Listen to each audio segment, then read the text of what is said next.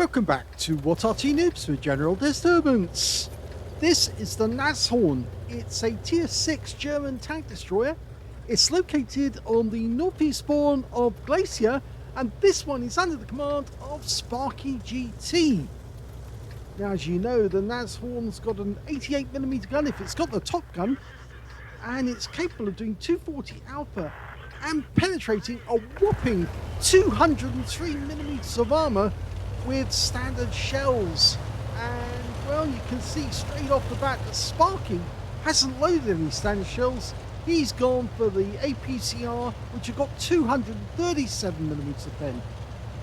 Now this is the Pack 43 gun, the L71. It's a very long gun, but of course the L71 71 times 88 is the barrel length, but this thing will penetrate any allied tank whatsoever.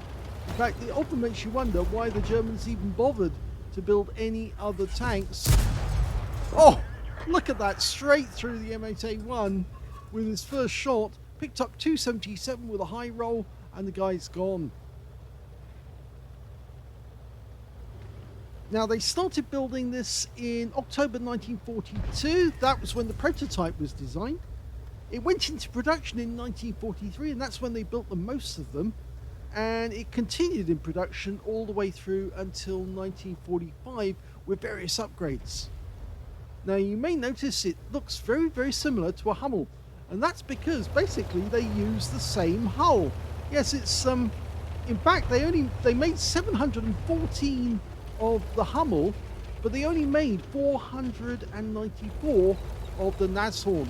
And the name Nashorn means rhino in German, so it's a rhino. Lovely shot there into the Panzerwehr, and I think that's Stuart. Yeah, takes another hit. You notice the shell's going exactly where he wants them to go. Very accurate shooting. Unfortunately, yeah, I say that and then the shell hits the ship instead of the target. Well, he fired blind just in case that guy wasn't spotted.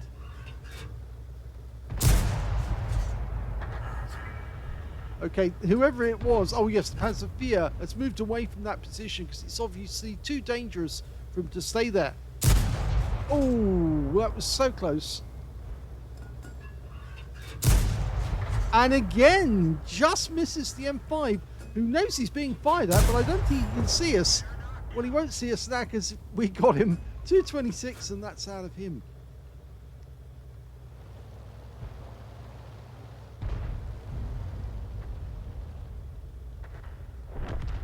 Yes, so the hull of the Nashorn actually comes from a Panzer IV, but it does have Panzer III running gear in it, and various improvements were made to the vehicle over its history by changing things around, especially where the driver was sitting. You notice actually that unlike in the Hummel, where the driver's area goes across the front of the vehicle, on this one it actually is in one side only. Okay, got a pen on the KW. Will he get a kill? No, he won't get a kill shot with his next one. He will get a kill shot now if he gets a good roll. And he does. Well, in fact, actually, the guy had been badly damaged by the Arty, so it was a mercy killing. Oh, now he's receiving fire from a 14 TP, who's rather cheeky, actually. But it means these guys over here can probably see us as well. But now he's moved forward. He's suddenly gone out of sight.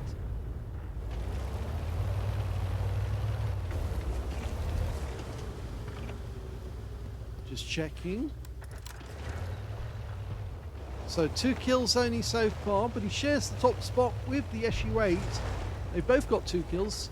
Oh, M8A1 just got plastered by the Arty. I think, yes, that's a kill. 3 kills now.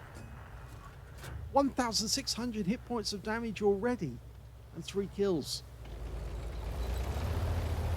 Now, it's really the power of that gun that's so special. The vehicle itself is quite tall.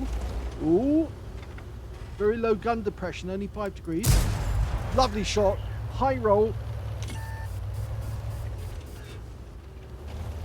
The thing is that that engine deck, but where it is, or not the engine deck, but the front of the vehicle where it is, actually stops the gun from being used with high degrees of gun depression.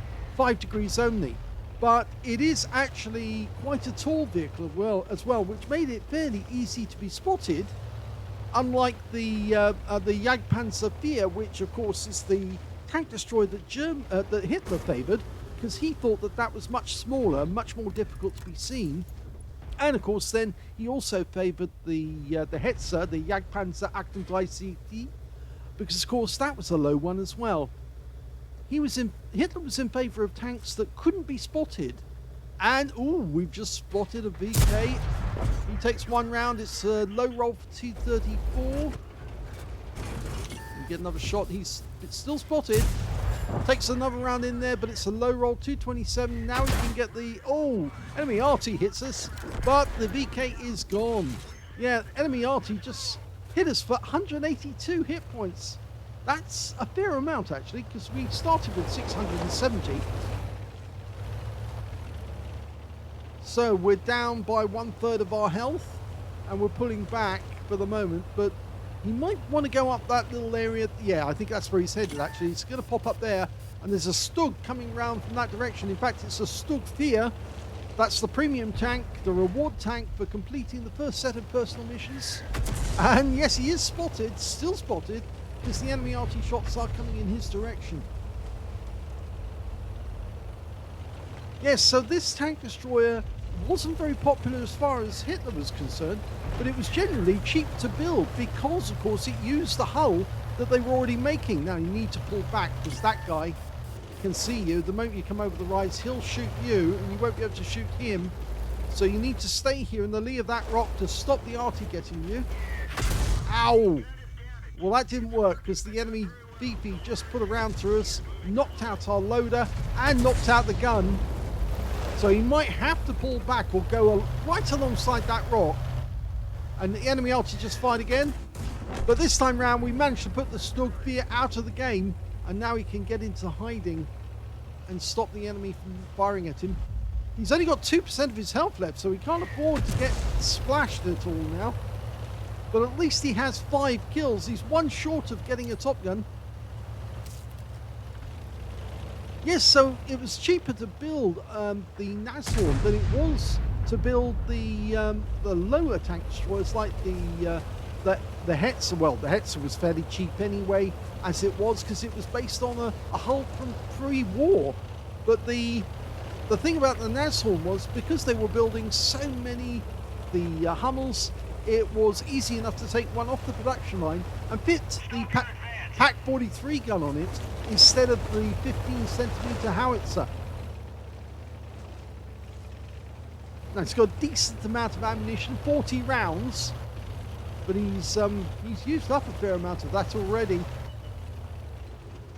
Okay, we're expecting the enemy to come in from this direction. He's got a Panzer IV. That's the same one that he fired at earlier in the game, but he is a one-shot, so if he does spot him, he can kill him.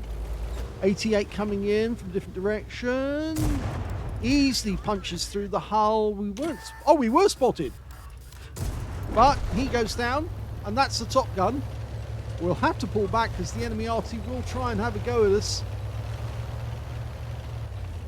If we get spotted in this area, RT will try to get us. Okay, the enemy just lost their M10 RBFM. But there's only 2 left on the team. We've got the gorilla, who's fighting in one corner, and we're fighting the other, and there's 3 enemies still out there. So it is a potential Radley Walters on the cards. If we can kill that Panzer IV, then we just go for the RT. And of course, the RT are that AMX-13 F3AM and the 105 FH-18B2, who of course took a lot of our hit points. Lovely kill. That's it. They've now got it because... yeah, he's saying to the gorilla he wants help. In fact, actually, it's the gorilla who's asked for help, not the other way around. But, or is it? No, actually, I think Sparky asked for the help because now, of course, he's going to go after the enemy Arty. So 7 kills, only 19 hit points left. And of course, the enemy Arty's probably going to reposition themselves to fend off Sparky as he makes his assault on the enemy cap area. I wouldn't expect him to stay near his own cap. I'd expect him to go on the assault and try and hunt down the enemy Arty.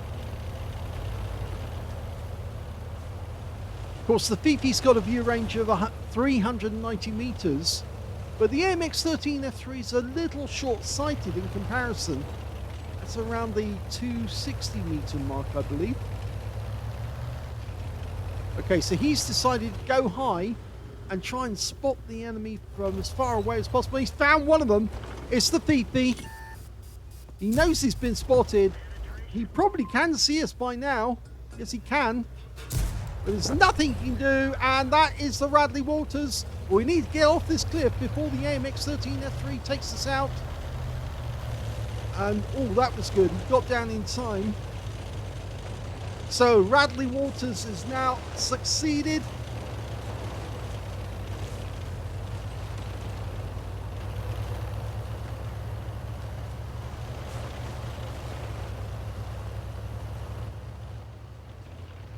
Towards the end of the war, as I said, Hitler was actually pushing the German armed forces to make very, very low tank destroyers, which could hide in the hedges and the trees and couldn't be seen until they'd already fired. And to that end, he actually pushed for the Jagdpanzer IV to actually replace the Nashorn. There is still several Nashorns around the world, still in perfect condition in museums. I believe the Germans got one at Munster. So if you want to go and see one, I'm pretty sure the Americans got one as well. And I would not be surprised if there was one also in Australia.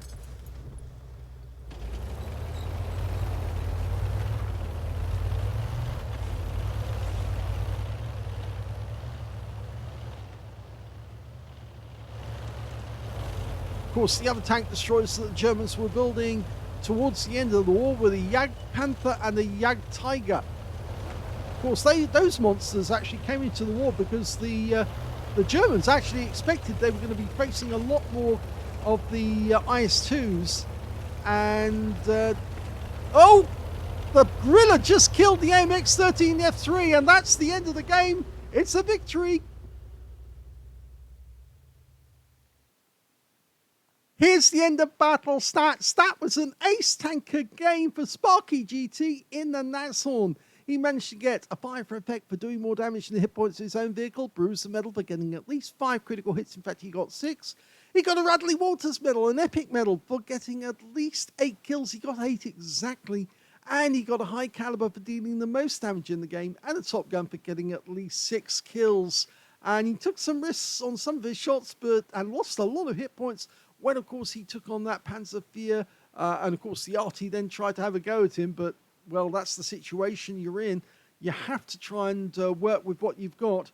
But he survived. Let's have a look at team score. Highest damage was 3,436 hit points. The second highest in this game was the SU-8 on his team with 1,280. And third one after that was, in fact, the enemy 88, the one he took out. He had 1,264 hit points. At least I think it was the 88 he took out, was it? Just check that it was one of the ones he killed. Yes, he did kill it towards the end of the game. That's right. When it came to kills, he managed to get the highest number of kills with 8. The second highest was the AMX-13F3AM, got 3 kills. So did the M10 RBFM on their team. And then 2 kills went to the Gorilla, who survived the game, and of course the SU-8. And also on the enemy team, their 88 and their Stug 4. When it came to base XP, yes, he got that one as well. So he's got the top in all 3 columns. 1,367 went to Sparky, and the next highest after that was only 570. So that's less than half the XP that he managed to get. And the third highest after that turned out to be the SU-8 with 536. So there were good Arty players in this game. They really were good. Even the enemy ones were good because they were generating large amounts of hit points, but sadly they weren't able to carry the game. Anyway, let's have a look at detail. 24 shots fired, so he still had plenty of ammo left at the end of the game. 18 direct hits on the enemy, 18 penetrations, damage of 3,436 hit points of damage, of which 2,648 were at more than 300 meters, so he did do some close range shots. 2 hits received, both penetrations I'm afraid, and 2 hits by way of splash damage. Yes, that was unfortunate there, and 3 enemy vehicles spotted, 10 enemy vehicles damaged, 8 killed, 188 hit points of damage assistance. 37,571 credits from the game, 28,179 from personal reserves. But here's the kicker. Look at that ammo costs. Because he used standard APCR, because he used the premium APCR, I should say, throughout the battle, it really cost him. Now, you don't really need to use premium rounds with this tank destroyer. It is so effective with that original 203mm pen of standard AP. You can just take out the enemy with those. Yes, I bounced a couple of rounds firing at the wrong angle with the 88 gun, but I must admit that I think you shouldn't use APCR on this vehicle at all unless you're fighting against tier 8 opponents who've got much more armor to overcome. So in actual fact, he ended up with a loss for this game of 25,415 credits. He probably would have actually still won the game if he'd used the standard rounds. It just would have been more difficult for him to get some of the shots on the enemy, but he was very, very accurate with his shots anyway. 7,179 experience points as well, so it was profitable from the experience point of view. And of course, he's got another Radley Waters medal for his collection. So I hope you enjoyed that replay. If you did, please give this video a like. Do subscribe to our channel. Leave a little comment down below because it feeds the algorithm. And thank you for watching.